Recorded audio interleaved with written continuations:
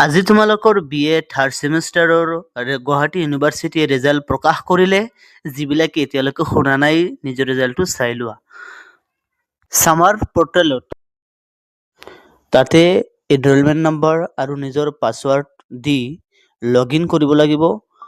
Login কৰাৰ পিছত তোমালোকৰ এনেকুৱা এটা পেজ আহিব। থ্ৰী ডট অপশ্যনত ক্লিক কৰিব লাগিব। থ্ৰী ডট অপশ্যনত ক্লিক কৰাৰ পিছত তলত যিটো অপশ্যন পাবা তোমালোকে বহুতকেইটা অপশ্যন আছে। তাৰ ভিতৰত আছে গ্ৰেড কাৰ্ড ৰিজাল্ট।